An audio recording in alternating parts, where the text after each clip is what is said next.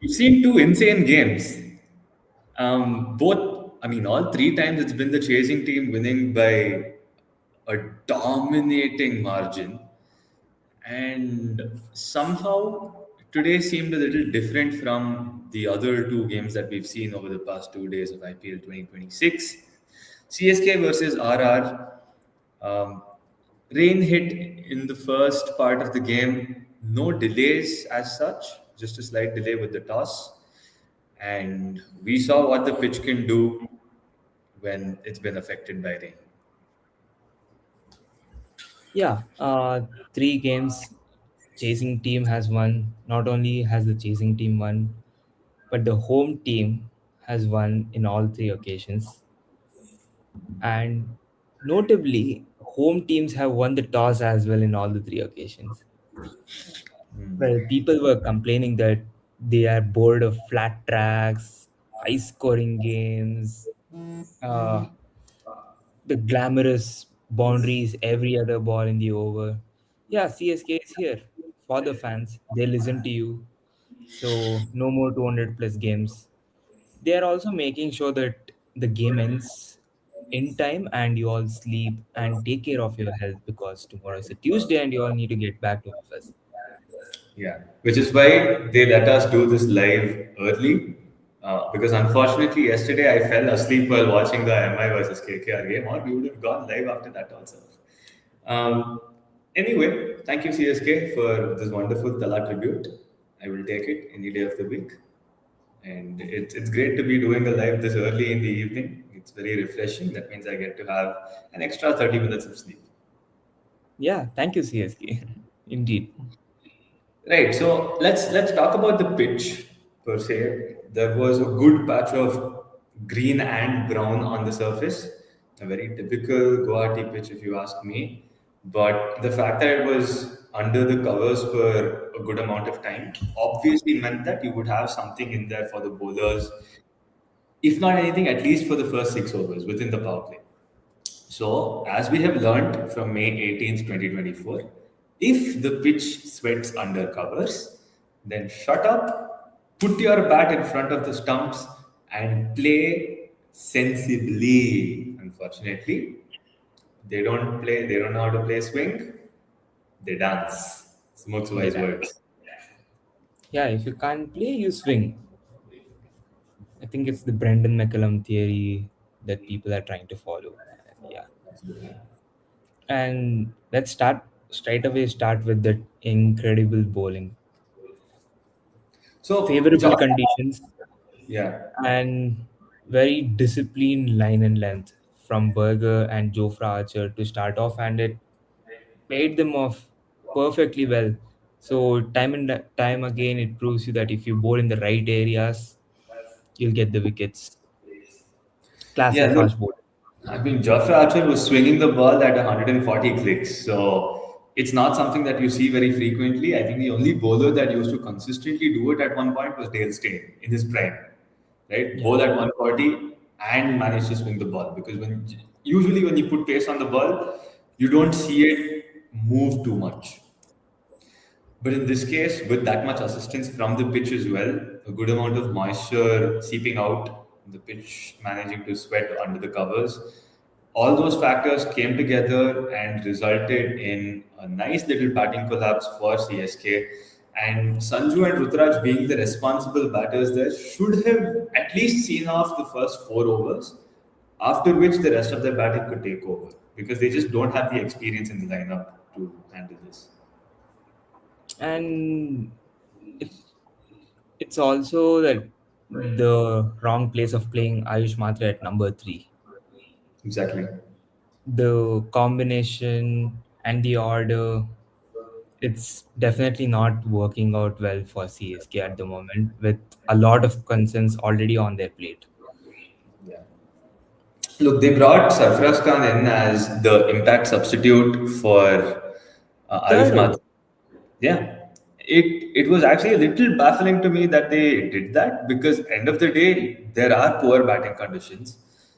Sarfraz, although is a way better batting option when compared to Ayush Matre in my opinion, But maybe they would have given themselves a little bit more to play around with if they brought Prashant Veer as the impact sub, because not only do you get a batting option, you also get a good amount of left arm spin that they've been trying to replicate for the lack of Jadeja in the team. And we saw what Jadeja did in the first innings, right? Getting Shivam Dubey out after getting hit for a six is a very classic Jadeja move, especially with that little celebration right after. That was quite personal. So when it rains, if the ball seems, it spins. This is the theory, and it works out on any ground in this world.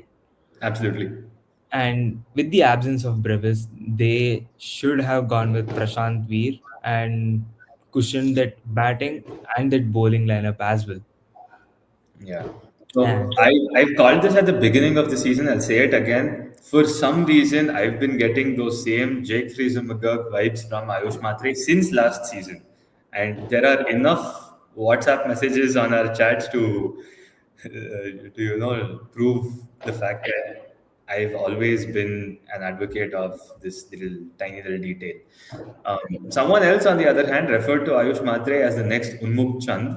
So I see it happening. I hope it doesn't go that way. He's a much better talent than that, but unfortunately, his gameplay is slightly flawed, and I still feel like Urvil Patel should start ahead of Ayush Matre.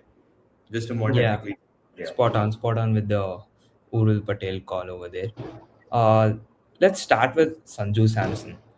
yes, What but Sanju Samson has changed in last 1 year, he has become more of a back foot player, able to extract that extra split second yeah, to make your decision of playing short or improve his power hitting game rather. So yes, that has impacted his power play batting. So when your back foot is already committed to play a back foot shot, your front foot is almost paralyzed. It's like you can't play swinging or seaming conditions, and that's absolutely what Berger did here. He pitched three balls in very good length areas, troubling him on the line, body line, and then one ball slightly ahead of the length, swings right back in, and the off stump goes for a walk. absolutely. And there was another moment in the game where he actually outside edged it towards second slip, and I found it kind of baffling that they did not have a slip fielder. They had a wide-ish short third man of sorts, and I found that a little weird. But as others clearly pointed out, Sanju Samson's feet did not move throughout his entire little. I don't even know what to call it. This little deranged Swannish. quest of slow poison from the RR bowlers. Yeah. Another downside of that stance and that back foot trigger is that when you both pace on in good length in the body line, if he tries to pull, 7 out of 10 times the ball doesn't clear the square boundaries. We Yeah. saw this happening even in Chepauk in one of the World Cup games. So that's a few of the downsides for his back foot game in power play. I think his feet needs to move at any cost. Like with the new Chepauk, with the breeze coming in from one side, I think the ball will seem even in Chepauk for at least 4 overs. So this could trouble him in a few games going forward as well.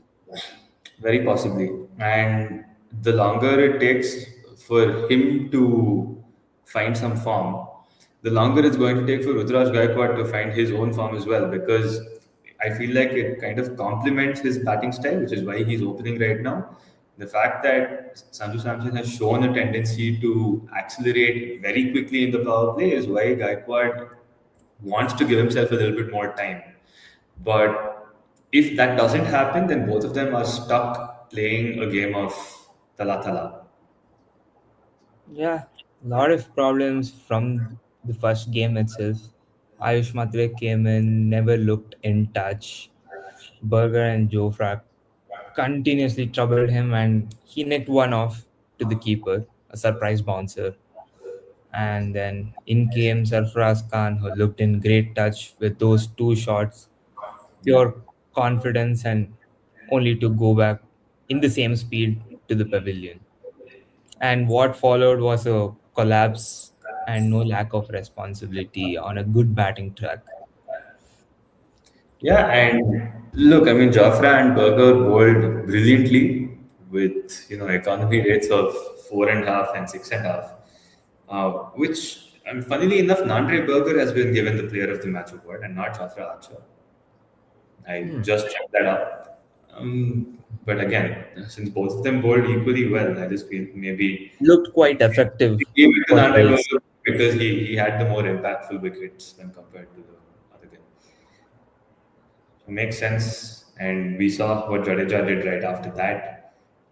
Clean. Shivam Dubey got him away for a six, came back with a wicket, solid send off, had 2 wickets to show. Just overall, really well done. Yeah. Then in came Shivam Dubey, 1-6. CSK fans, we are so back. Next ball gone. It's so gone again. Yeah. A decent little partnership put together by Jamie Overton along with the tail, but I think everyone knew that it was never going to be enough. Jamie Overton has shown this tendency though with England. I think this entire series that they played against New Zealand, if I'm not wrong, every single collapse that took place, Overton was out there saving their asses, getting good 40s and 50s. Yeah. But yeah, it was never going to be enough. At the end of the day, Vaibhav Suryavanshi did Vaibhav Suryavanshi things. I don't know if that dude is really 15, 16, 17. You name it at this point. Age fraud isn't even my concern right now. I know I said that during the first game I saw him bat. But even if he's 2 years older than what he actually is, it is a solid amount of talent. We Way could. ahead. Sachin Way was ahead never of good as a 16-year-old. phenomenal stuff from the young Absolutely. lad. Yeah. Just taking on from ball all over the park. Incredible stuff. Yeah, and some people had issues with how Yashasvi Jaiswal batted, but you've got to give it to him, right? It's a 38 of 36 is completely fine in the chase of 128 Yeah, he was because just anchoring he was Suryavanshi, hanging and then around once because he got he out, was doing he his own started thing rising. on the other end. So I don't see an issue.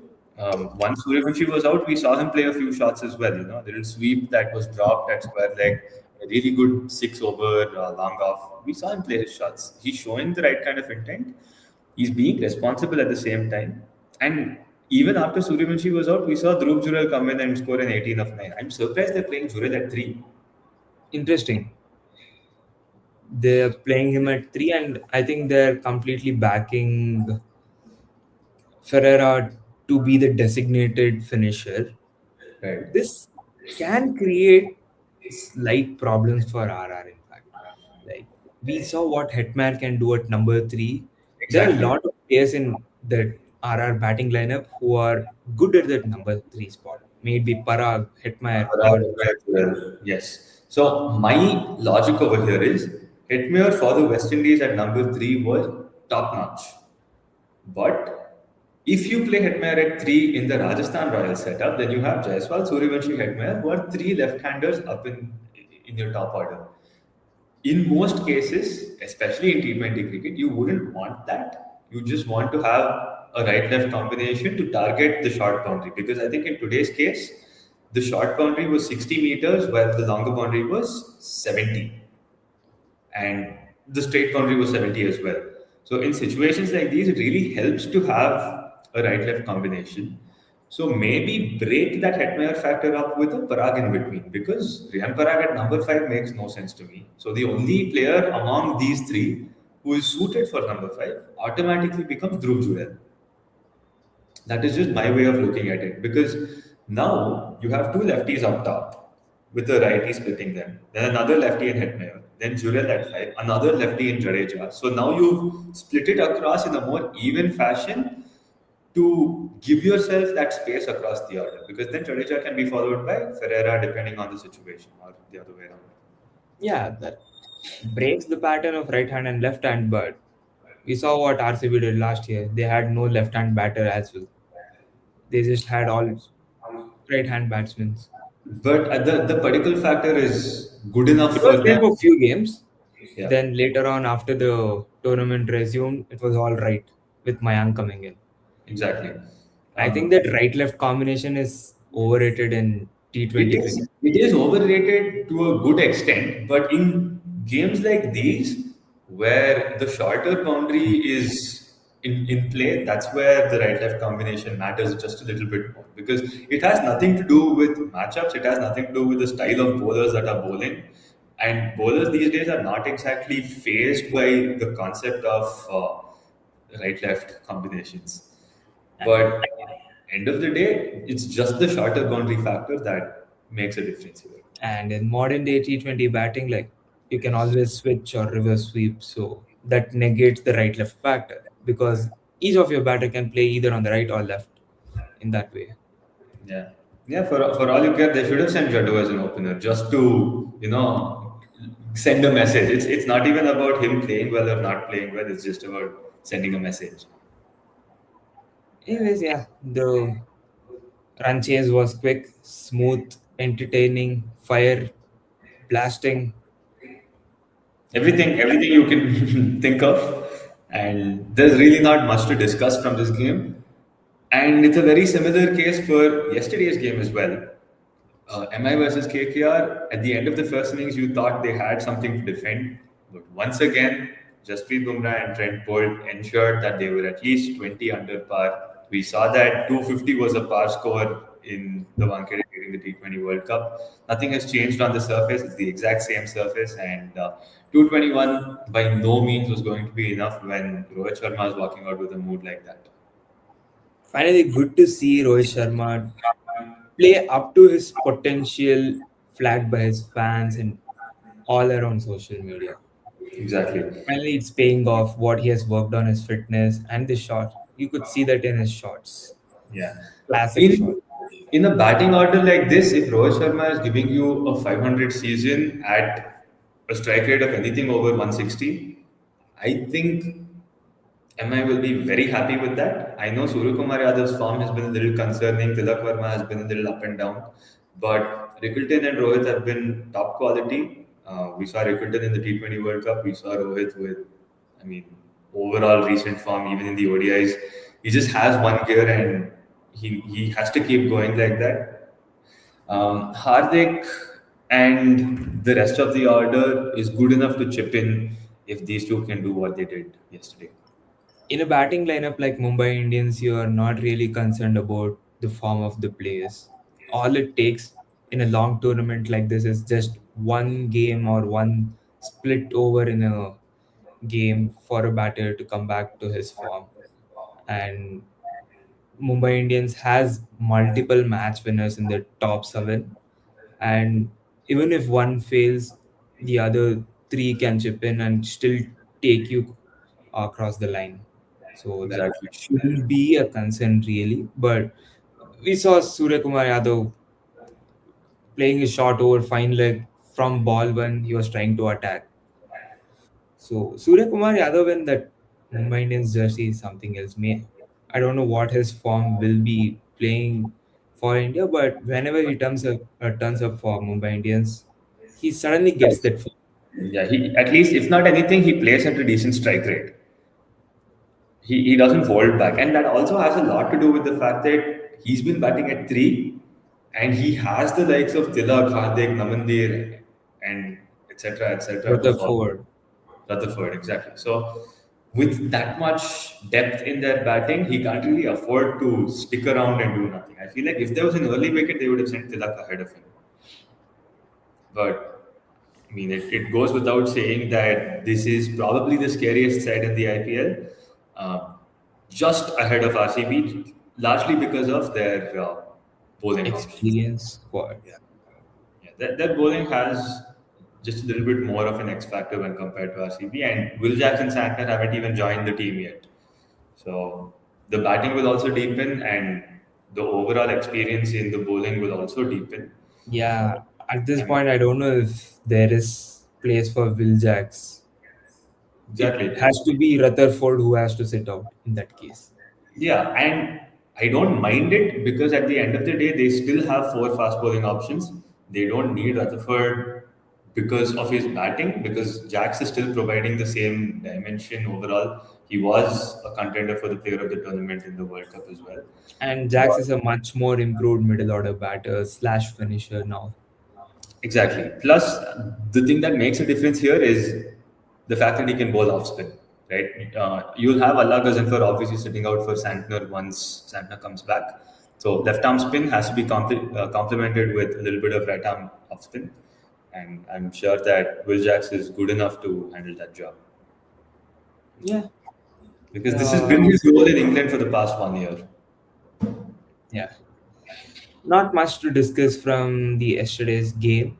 Yeah. And I now think we moving. can, we can cover a little bit of KKR's batting as well because Rahane did play a pretty decent knock, followed by Raghuvanshi's absolute blinder of an innings. But aside from that, they just didn't have enough to get to a good score.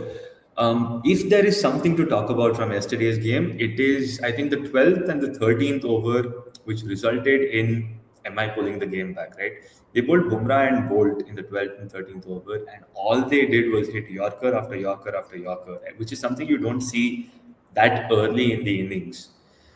And once that happened, it created enough pressure for Shardul Thakur to come back in the next over and grab a wicket. And that wicket is what slowly caused a bit of a collapse for the rest of the innings. If not anything, at least with the Yeah, that run rate. created enough pressure to break down the batters. Yeah. So that was just maybe one decent topic that might have come up from yesterday, and nothing beyond that, to be honest. Yeah, and the Cameron Green scenario. Yes, we'll discuss that as well because we saw Vaibhav Arora, Varun Chakravarti, you name it, everybody's getting bashed left and right. I called this in the preseason talk as well. I told everyone that Sunil Narayan might not be the same this year. He does seem pretty washed, if not as a batter, as a bowler as well. So KKR's bowling lineup, especially with their injury concerns, doesn't really inspire a lot of confidence.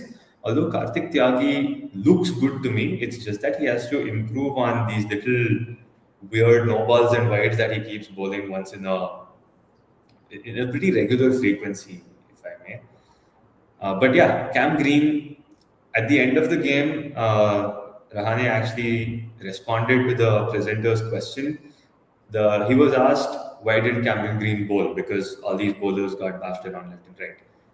He responded saying, ask Cricket Australia. Exactly one day, exactly the next morning, Cricket Australia responds with a solid article about Cameron Green having lower back issues. And I think it is fair because Cameron Green did register himself as a batter and not as an all rounder for the auction. So anything beyond that point was left to interpretation by the franchises. If this communication had not happened earlier, if they had already spoken with Green and Green had still promised them that he will bowl, then there might be some sort of a fight that KKR has to pick with Cricket Australia. And it's not like Green can't bowl for the entirety of the season. It's just a few games just to Games. protect his injury and the rehab that he's been coming in from. Yeah. They have a long test season. It's going to be 21 tests in a row. And honestly, that is going to be very taxing on any sort of player, especially an all rounder who also bowls pace. So I completely understand if he needs a few games to get back into the groove with his whole injury scenario, and all he can do is bat. Completely fair call, in my opinion. Now, the contrasting views here from people who are siding with KKR and people who are siding with Cricket Australia are that KKR had asked Cameron Green to register himself as a batter after Cameron Green had promised to also be available to bowl. The reason behind that being he would show up earlier in the auction, which would allow KKR to bid for him with a larger purse. However, the opposite side to it is he registered as a batter, which does not give him an obligation to be bowling. both sides are very fair assessments. We don't know what is the reality that's happened in the background. We don't know if KKR were promised an added bowling factor as well. Yeah. Pretty much. So 1-6 and 1-4 of Cameron Green's innings, and couldn't see much, but the KKR are playing him in the ideal position. Only time will tell how it will pan out. Yep. Okay. To tomorrow's game. PBKS take on the Gujarat Titans. In Now, Muzaffarpur. yeah. Anybody with a brain would say that BBKS would be favorites in this case, largely because GT have not shown enough promise with their players' personal form coming into the season. But as we know, Gujarat Titans in the IPL is a different ballgame altogether. Suddenly, everybody finds form, and Ashish Nehra just gets that team to click as a unit. Yeah. Lot of questions to be asked, lot of players' forms in question, and that middle order showing Yeah. no confidence, starting from Washington Sundar. Yeah, look, I mean, it is a downgrade if you are going from Sherfin Rutherford to Washington Sundar as your number four batter. Um, at the end of the day, it has to be Sherfin Rutherford any day of the week, but they are backing Washington Sundar, and I respect that. Sure, why not? But aside from that, they have multiple other issues. Sai Sudarshan has not played a game in a long, long time, and he's just been away from the game for so long, so we don't know how his form is going to be. Josh Butler has had a horrendous World Cup, his probably his worst World Cup in his entire career. Shubman Gill is coming off being dropped in the T20 World Cup side. Although he's been a good player overall, he's just not inspired that kind of strike rate that you would expect, and that might be an issue to deal with.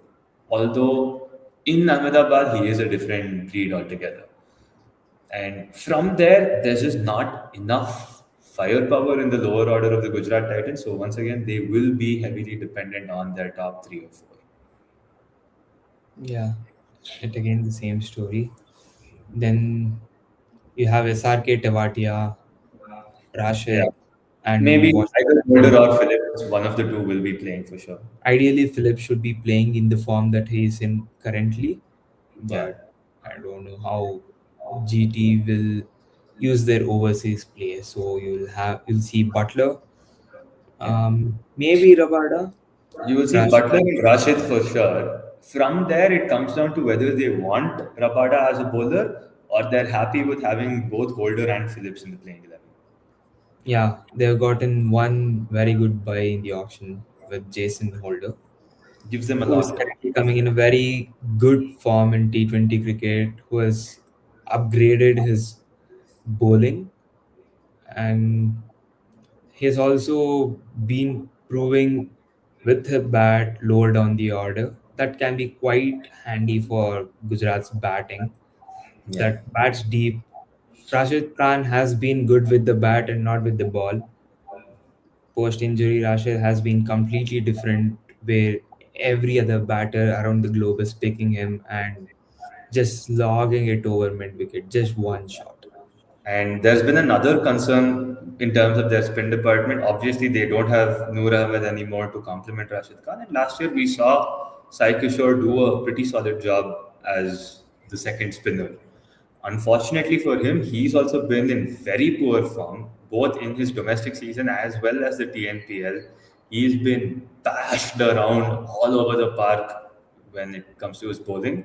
He did have a few good innings with the bat, but at this point, you ask yourself, does it really matter if you have batting depth when none of your bowlers are in form? Because I would say Siraj is probably the best in the team right now. Prasid has been going for runs. Rabada went for an insane number of runs in the World Cup. Rashid's been going for runs. Phillips is part time. Washington Sundar is part time. Holder is a better batter than he is a bowler at this stage of his career. So it is pretty concerning for Yeah, Gujarat. but on the Punjab Kings side, everything looks calm and consistent, coming Yeah. in as the runners up. Not much of a change. They've brought That Jansen they'll back. have the absence of Lockie Ferguson for half the tournament because I think there's some childbirth is happening on that side, so he's not going to be available for 7 games. Which is kind of a blessing in disguise for them. If you look at Lockie Ferguson of late, he's been going for insane amount of runs. So I think they'll be playing the same team as the finals, except for one or two changes where Janssen will be coming in. Yeah. I don't know if Omar Zai will continue to play. I feel like Omersai should continue to play, but there might not be a space for both him and Stoinis in the same team. Yeah, yeah. So You let's don't. actually put together a playing 11. Let me It's share Priyanshaya Prabhsimran Singh to open. Number three will be Shreyas Fair. Iyer. Yep. Number four will be Nehal Vadera. Number five, Shashank Singh. Yep. Or Josh is available, is he? no, Josh Inglis is bought by Lucknow Super Giants. Oh yes, sorry, I made that mistake. So Yeah, number five and six is between Stoinis and Shashank Singh. yeah, Number seven, I think it's going to be Harpreet Brar. yeah. I'd say Jansen ahead because Oh yeah, Jansen. Number seven, Jansen. Number eight, Harpreet Brar. yeah, Then you have the likes of Arshdeep, Yuzi, and Omar yeah, Zai. oh my God, yeah, Yeah, is that 11? yeah, that's it. Yeah, so that means their impact player will be between Vaishak or someone like Vishnu Vinod or someone. Yeah, Yeah, if you need an extra batter, I think uh, they had Mushir Khan last season. I think it's going yeah, to yeah. remain the same. Yeah. So I feel like if there is a situation where Marcus Stoinis doesn't turn up as an all-rounder, then there is always the option of playing Mitchell Owen as backup. Yeah, Because in and most teams he would be a starter. Mitch yeah, Owen is that good. and Ben Dwarshes can be a backup pacer for Omazai. Jansen or Omazai. Yeah, for sure. Works out for both of them. That looks So like a settled 11 for tomorrow's game. for sure, yeah. There is a good enough batting depth because if you have Janssen at 7, followed by just a little bit of extra batting cushion from Omarzai and Harpreet Brar, um, I'd say you're good to go. You'd rather play Vaishak Vijay Kumar as your impact player. Yeah, Gujarat, on the other hand, let's just quickly pull up that squad. Gujarat will have the same set of Yeah, top it'll order. be Gill, Gill, Sudarshan, Butler. Sudarshan, Butler, then followed by Washington, SRK, Yeah, Tewatia, yep. Holder, Rashid, Krishna, Siraj, Siraj. and Rabada. So that Right. doesn't make spot for Glenn Phillips in that 11. Doesn't make a spot for Glenn Phillips, but there is always the option of removing a Rabada and playing Glenn Phillips instead, and maybe going ahead with Arshad Khan because he did perform pretty well last year. Got Yeah, rightfully appreciated for me. That is always an option. yeah, There is that's also a very talented player in Ashok Sharma. He can clock something close to 145, 150. He is a very, very quick bowler. It depends on how Ashish Nehra harnesses his talent. If there is a case where Rabada does not turn up, then I feel like Ashok Sharma is a pretty good shout, if not for Arshad Khan. yeah.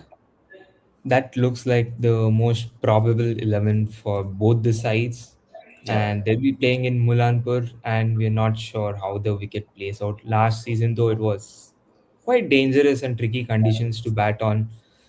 Very spin friendly in few games. In a few games, it was bouncy. Yeah. So We I saw the think Punjab Kings collapse as well in yeah, the which wasn't helpful for the home side. We need to see how this year pans out for them. There are a lot of talks going on of making it their advantage home conditions. Let's see if the curator and the ground has played out well as well. Only time will tell tomorrow how the wicket is going to play. Absolutely. So I think that's a wrap from our side. There's really, I see a Punjab win very likely to happen, Very but likely Punjab win. you never know how these guys might turn up in their second season. A lot of uncapped players, lack of experience versus a heavily experienced setup. So let's see. As you said, only time will tell. Yeah, interesting. Game ahead tomorrow. Until then, have a good night's sleep because CSK lost the game. Alrighty. See you guys. Like, share, and subscribe. Leave your comments in. That's all. Bye bye.